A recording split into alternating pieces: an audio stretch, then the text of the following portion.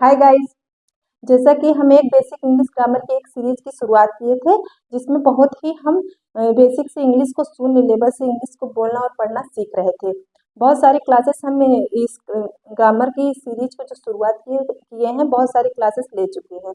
जो हमारी क्लासेस ना देखा हो, जाके प्लेलिस्ट में जा सारी क्लासेस ऐड हैं, वो क्रम से सारी क्लासेस देख सकता है। और जो कंटिन्यू इस क्लास में बना होगा, उसके लिए ये सारी क्लासेस बहुत ही यूजफुल होंगी। तो इस आज हमारा क्लास 6 है। क्लास 7 है। इस क्लास 7 में हम आपका स्वागत करते हैं। आइए देखते हैं इस क्लास में आज हम कौन कौन से बेसिक एंड इम्पॉर्टेंट वर्ड लिए हैं। जैसा कि हम बहुत सारे बेसिक एंड इम्पॉर्टेंट वर्ड बहुत सारी क्लासेस में कवर कर चुके हैं, और आज भी कुछ बेसिक एंड इम्पॉर्टेंट लेकर हम आए हैं आपके बीच में। आप सोच रहे होंगे कि इतने सारे बेसिक एंड इम्पॉर्टेंट वर्ड क्यों कवर कर रहे हैं। हम बता दें आपको, अगर इंग्लिश सीखना है या बोलना है, पढ़ना है, ग्रामर सीखना है, तो हमें वर्ड की ज़रूरत पड़ती है। और जितने वर्ड हम आपको बता रहे हैं बहुत ही इम्पॉर्टेंट है और बेसिक है, जो मोस्टली सेंटेंस में आपको ज़्यादा उसका यूज देखने को आपको मिलता है। तो आप एक एक करके सारे वर्ड अगर सीख लेंगे तो आपके लिए बहुत ही ईजी हो जाएगा आगे, क्योंकि हम जब सेंटेंस बनाएंगे हमें ढेरों सारे वर्ड की ज़रूरत पड़ेगी। वो सारे वर्ड हम एक एक करके वीडियो में कवर कर रहे हैं। अगर आप ये सब वर्ड समझ लिए, याद हो गया, तो आपके लिए बहुत ही आसान हो जाएगा इंग्लिश लैंग्वेज सीखना, क्योंकि इंग्लिश एक लैंग्वेज है। जैसे हमारी हिंदी हिंदी हमारी मातृभाषा है, हिंदी एक लैंग्वेज है जो हम बोल रहे हैं, वैसे इंग्लिश भी एक लैंग्वेज है।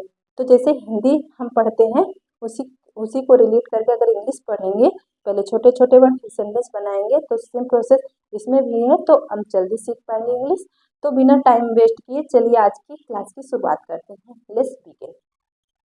देखिए हमारा आज का है बिटवीन। बिटवीन का मतलब होता है बीच में। हम आपको बता दें, बिटवीन और एमंग दोनों का मतलब होता है बीच में। अगर कोई चीज़ दो लोगों के बीच में हो तो उसके लिए हम बिटवीन का यूज करते हैं, और जब सेपरेट चीज़ें हो, ग्रुप हो किसी चीज़ का, तो उसके लिए हम एमंग का यूज करते हैं। आइए एग्जाम्पल से समझते हैं। देखिए, she was sitting between Roli and खुशी।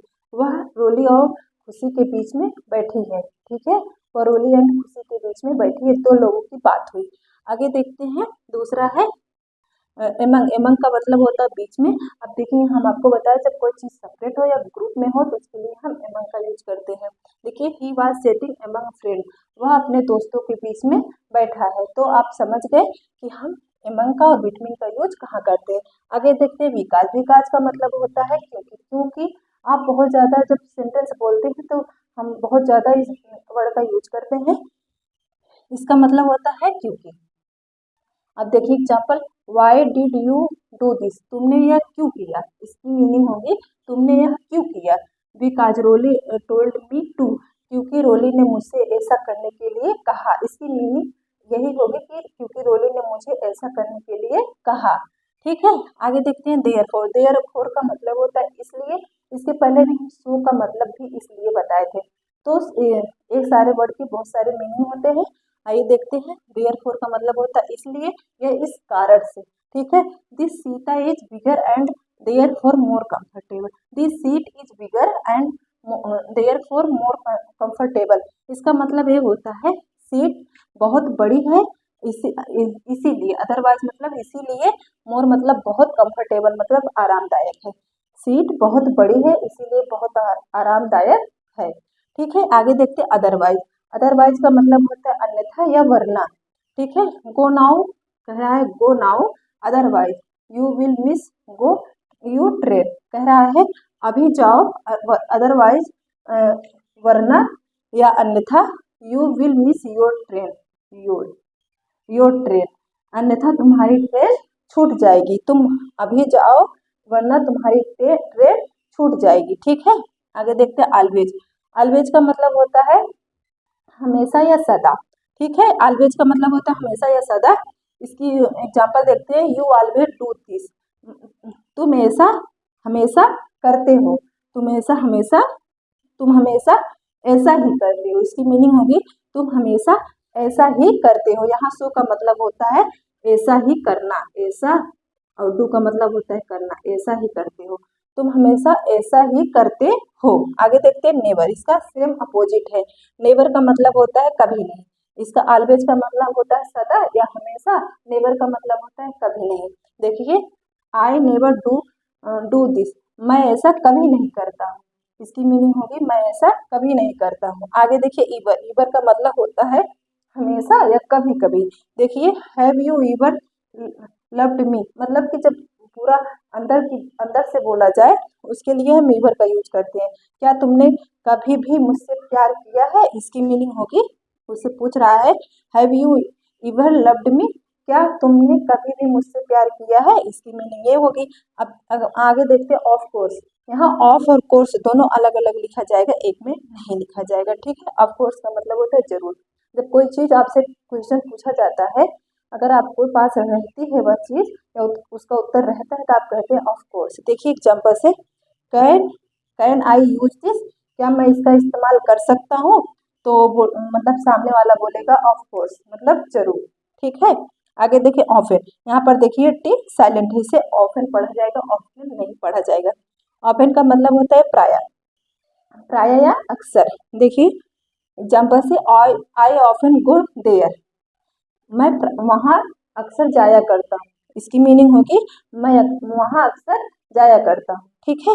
आगे देखते हैं यूजुअली, यूजुअली का मतलब होता है आमतौर पर। जब कोई आमतौर पर चीजें कहनी हो तो उसके लिए हम यूजुअली का प्रयोग करते हैं। देखिए I usually wake up at 6:30, I usually मतलब मैं आमतौर पर, आमतौर होगा इसकी meaning. I usually wake up at 63 कह रहा है मैं आमतौर पर 6:30 बजे उठ जाता हूँ, ठीक है। आगे देखते हैं कुछ और वर्ड है हमारे, यहाँ पर देखिए, हाँ यहाँ पर है देखिए दिस, सॉरी आगे हमारा है ऑलमोस्ट, ठीक है। हम यहाँ तक पढ़ लिए थे, यहाँ 4 वर्ड और है हमारा ऑलमोस्ट। ऑलमोस्ट का मतलब होता है लगभग। जब कोई चीज लगभग मतलब लगभग में पहुंची हुई हो या कोई चीज लगभग हो गई हो, उसके लिए हम ऑलमोस्ट का यूज करते हैं। देखिए इट इज ऑलमोस्ट डन, लगभग हो चुका है। जब कोई चीज लगभग करीब में पहुंच जाती है, इसका मतलब होता है करीब भी होता है, करीब या लगभग। जब कोई चीज करीब में पहुंच जाता है तो हम कहते हैं इट इज ऑलमोस्ट डन, लगभग हो चुका है, ठीक है। आगे देखिए हार्डली, हार्डली का मतलब होता है मुश्किल से। जब कोई चीज ना के बराबर हो, मुश्किल हो, बहुत ज्यादा मुश्किल हो, उसके लिए हम हार्डली का यूज करते हैं। देखिए हार्डली का मतलब होता है मुश्किल से। There is hardly any coffee left, मुश्किल से थोड़ी कॉफी बची होगी, इसकी मीनिंग है मुश्किल से थोड़ी कॉफी बची होगी। अगला देखते हैं ओकेशनली, ओकेशनली मतलब होता है कभी कभार इसकी वो देखेंगे example. We see each other occasionally, occasionally मतलब होता है वह हमसे कभी कभार मिलता है। तो आज हम इतने सारे बेसिक एंड इम्पोर्टेंट वर्ड लिए थे। आई होप आपको समझ में आ गया हो और आपको याद भी हो गया हो। ये याद करना ज़्यादा टफ नहीं है। अगर एक या दो बार इस क्लास को आप देख लेंगे, रिवाइज कर लेंगे, तो आपके माइंड में ये रह जाएगा, जो आगे आपको आपके बहुत काम आने वाला है। अगर आप अपने बच्चों को पढ़ा रहे हैं या खुद पढ़ रहे हैं या खुद बिगनर हैं, तो आप सबकी इक्वली आप सबके लिए क्लास बहुत ही इम्पोर्टेंट है। आई होप आपको हमारी बातें समझ में आ रही हो, हम जो समझा रहे हो आप तक हमारी बात पहुंच रही हो। अगर कोई कंफ्यूजन हो या कोई प्रॉब्लम हो तो आप कमेंट करके ज़रूर बताइएगा। और हम लेकर आते हैं कल अगली क्लास में कुछ और इम्पोर्टेंट और बेसिक वर्ड, उसके बाद हम शुरू करेंगे पार्ट्स ऑफ स्पीच। तब तक के लिए धन्यवाद।